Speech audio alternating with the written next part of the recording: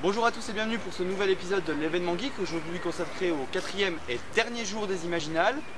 Nous l'avons testé pour vous, suivez-moi.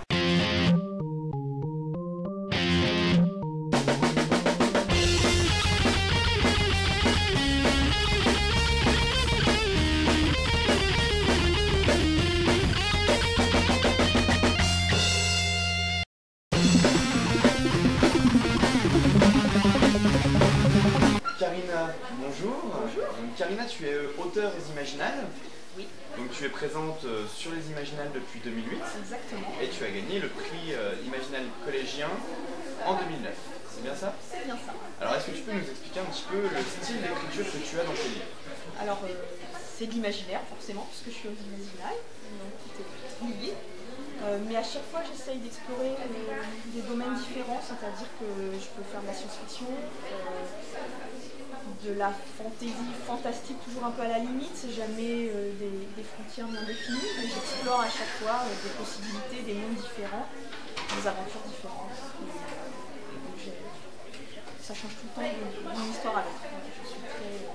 J'ai besoin de voyager aussi, et donc chaque livre que j'écris est un voyage différent, alors je pars dans des directions différentes. Est-ce que tu es en ce moment sur un projet? Oui, j'ai toujours des projets en cours. Là pour l'instant c'est pas encore complètement défini parce que j'arrive au bout d'un cycle d'écriture qui m'a mené sur la quête des livres mondes, sur la trilogie d'Oregon, sur Phoenix et sur les Sentinelles du futur qui sort en septembre, donc ce sera le dernier de ce cycle qui correspond à un moment où j'ai eu à peu près toutes ces idées dans une période très courte, donc il a fallu les mener à bien, les écrire, les faire publier, ça y est, j'arrive au bout. Et maintenant, il faut que je lance un nouveau cycle d'écriture avec de nouvelles idées, de nouvelles possibilités et voir si ça peut intéresser. Vraiment une possibilité très voilà, vaste. là pour l'instant, je sais pas encore. C'est très ouvert. C'est très ouvert. Tu peux partir un peu où tu veux. C'est ça. Donc là, on va voir où ça me mène. J'ai encore rien de précis. Et c'est un peu reposant. Eh bien, Karina, je te remercie. Merci à toi. J'espère qu'on te reverra l'année prochaine. En principe, je suis là. Eh bien, très bon festival et merci à très bientôt. Au revoir, à bientôt.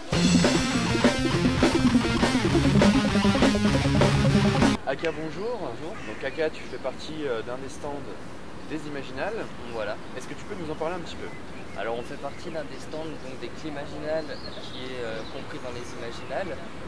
Nous, ce qu'on propose aux gens, c'est de faire des ateliers d'écriture autour d'une thématique qui est assez large et qui concerne les transitions énergétiques, le climat.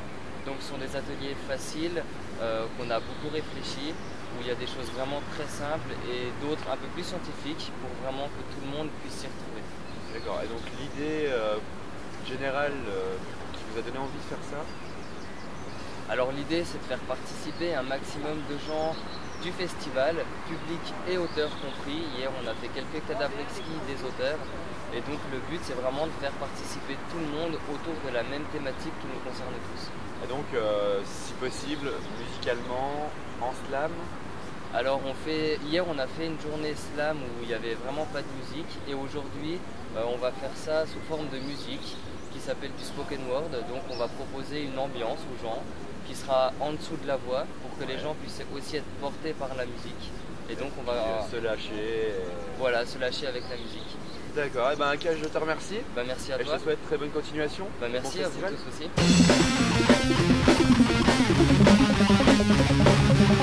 Oksana, Gilles, bonjour. Donc Bonjour. vous êtes tous les deux invités des Imaginales. Donc pour un nouveau livre, est-ce que vous pouvez nous expliquer un petit peu votre livre? Tout à fait.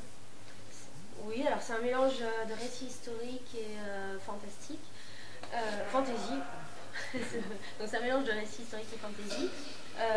Ça se situe à l'époque des Perses avec Tomiris et Cyrus le Grand. Donc Cyrus le Grand était le roi des Perses, Tomiris la reine des Massagettes. Il a demandé la main de Tomiris, celle-ci a refusé parce qu'il voulait simplement annexer son peuple. Et elle a livré bataille, elle a gagné.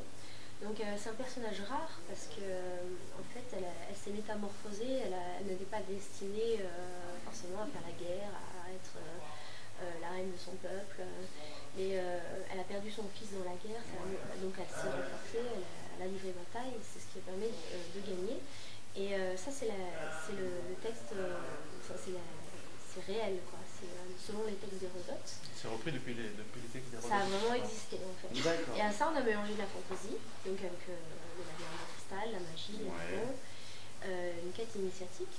Et Ozymandias, qui est la deuxième reine qui elle est imaginée, qui doit entrer dans le labyrinthe de cristal, et avec l'Ouroboros, qui est un objet magique que lui a offert Tomiris, va devoir résoudre l'énigme du labyrinthe de cristal. Le cercle magique qui était là, en fait, c'est le symbole de l'éternel retour. D'accord. Voilà. Et comment vous est venue l'idée de travailler donc ensemble? Alors nous travaillons ensemble en fait depuis plusieurs années, puisqu'on s'est rencontrés tout à fait par hasard, et on s'est rendu compte que, malgré nos différences assez évidentes de style de vie, etc., on avait pas mal de points communs. Donc on s'est dit, on va peut-être commencer à travailler ensemble, écrire ensemble, ça pourrait être une bonne idée. On a fait quelques tests, et depuis 2007, on écrit ensemble. J'ai un premier roman de science-fiction, sorti en 2009, Cathédrale de Brume, un thriller écologique, Catharsis, qui est sorti en 2010, un essai, Les Métamorphoses, d'Eros, qui est sorti en 2011, et donc Tomiris, c'est le labyrinthe de cristal, est notre quatrième livre. Et il y a déjà un cinquième qui a été créé, Zamoxis, qui sortira en 2014. Et on a pu faire la couverture par un dessinateur qui s'appelle Cyril Barraud. Cyril Barraud. Donc c'est quelque chose que les gens remarquent aussi. Oui, puisque Oksana, à la base, vous êtes quand même actrice érotique et pornographique. Oui. Comment avez-vous eu l'envie de vous lancer dans l'écriture? En fait, j'aime bien faire des choses différentes, j'aime bien l'aventure, j'aime bien les défis, les nouveaux défis. Et dans le X, en fait, j'aime faire aussi des films, je continue toujours. Enfin, ça veut dire, c'est pour moi, en fait, le sexe n'est pas tabou, la sensualité n'est pas tabou. Je pense même qu'elle devrait être plus intégrée dans la culture. Je pense qu'on pourrait en parler librement. Et de ne pas en faire justement un sujet interdit, parce que le sexe, tout le monde est concerné par ça, à un moment ou à un autre. Je veux dire,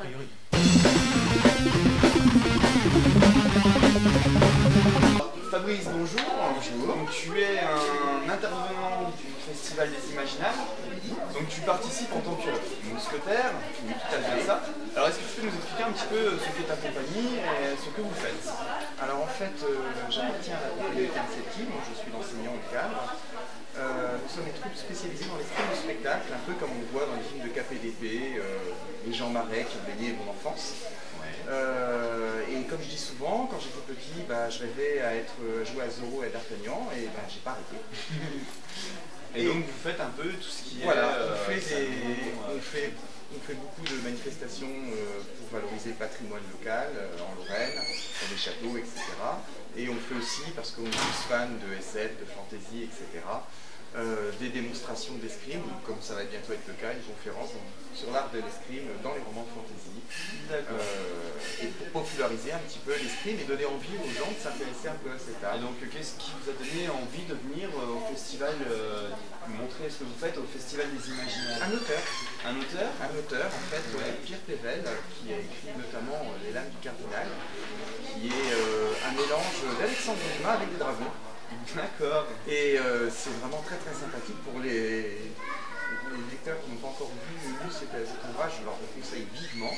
C'est vraiment très très sympathique, c'est pas uniquement réservé aux passionnés du genre KPDP, il y a des dragons, il y a une magie qui est très bien intégrée dans un univers très cohérent.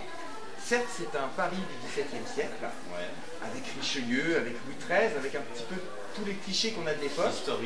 Historique, mais on a des dragons, on a les cours d'Espagne avec des dragons anciens. Donc vraiment l'univers fantastique qui prend une ampleur, même tout en restant historique. Tout en restant historique, c'est un très très beau mélange. Et en fait, avec Pierre Pével, on a eu plusieurs échanges sur l'art d'escrime, parce que, étant passionné d'escrime, je connais beaucoup de côté, et on a échangé sur justement les boîtes secrètes, les coups un petit peu qui ont des les noms parades, les choses comme ça, voilà. Donner les noms des attaques. Voilà, par exemple, et au XVIIe siècle, le fait de mettre la pointe de salade entre les deux yeux de son adversaire pour le menacer, même à distance, ça s'appelait la Grande Terreur. D'accord. En clair, à l'époque, le but du jeu, c'est de lui mettre les miquettes. qui ne veuille pas combattre. Voilà, qui dit toi tu ne bouges pas, tu t'éloignes, non, je suis pas gentil, je suis pas d'accord avec toi. Eh bien écoute, Fabrice, je te remercie. Merci. Et je te souhaite donc très bonne presta, puisque tu vas aller à la conférence dans quelques minutes. Tout à fait. Donc je te remercie de ta participation et je te souhaite très bonne continuation. Merci beaucoup. Ciao. Donc bonjour à tous, donc Fabien, Elodie, Tiffany et Olivier. Donc vous êtes tous les quatre en train de travailler en ce moment sur une fresque. Donc vous ne vous connaissiez pas à la base. Donc est-ce que tu peux nous... Olivier d'abord. Fabien, Bien. pardon. Fabien, est-ce que tu peux nous expliquer un petit peu le projet de la fresque? Le projet de la fresque, c'est le projet des Imaginales avec Stéphanie Nico, qui est directrice artistique, donc, qui m'a chargé de la grande mission de réunir des gens talentueux, chose que j'ai normalement réussi à faire. Et en fait... Faut attendre demain. Sinon, maintenant on laisse le répondre. En fait, on a bossé en amont, en échange de mails, tous sur un croquis global sur la thématique de Grimm. On a chacun apporté globalement un conte. On a mélangé tout ça, on a échangé des croquis, on s'est dépassé, et on a construit comme ça, et enfin, on est arrivé là, on a sorti les pots de peinture. D'accord. Et individuellement, qu'est-ce que vous faites? Alors, individuellement, tu es illustrateur-auteur. Illustrateur-auteur. Je fais de l'illustration, du concept. Ouais, Tiffany. Illustration, un peu de tout en fait. Ouais. Moi je suis illustrateur essentiellement et un petit peu auteur dans le milieu du jeu de rôle principalement en fait. Les jeux de rôle dans quel domaine? Le jeu de rôle papier Oui, sur oui. table et puis dans beaucoup de domaines pour plusieurs éditeurs en fait et sur différents jeux, différentes thématiques. J'ai un peu travaillé quand même avec Fabien, on se connaît en fait, nous deux, donc voilà quoi. Et donc ça y a beaucoup de champs divers, en tout cas en type de jeu de rôle. Donc, ça touche l'imaginaire au sens large. oui, voilà, ouais. Les mêmes thématiques Un peu qu'en littérature. On retrouve les mêmes thématiques qu'en De toute façon, Fantasy, ce genre de choses. on est tous un peu dans l'illustration imaginaire, fantastique. Donc vraiment, ouais, voilà, fantastique, imaginaire. Et plutôt ado-ado. Et pour ce qui est de la fresque, vous êtes confiant par rapport au délai? Faut attendre demain. Oui, parce qu'il ne faut pas qu'on finisse trop tôt non plus. Donc moi je Faut que laisse ça un peu tienne un les 4 challenge, jours, quoi. moi je leur laisse le plus gros de la pression. Parce qu'il s'en va avant. Eh bien écoutez, je vous remercie tous. Merci. Et je vous souhaite bon courage et bonne chance pour la fresque. Merci à toi en tout cas. Et à très bientôt. Oui, à très bientôt et puis on se retrouve de suite sur le Voilà. salon. Puis il y aura les photos. A plus tard.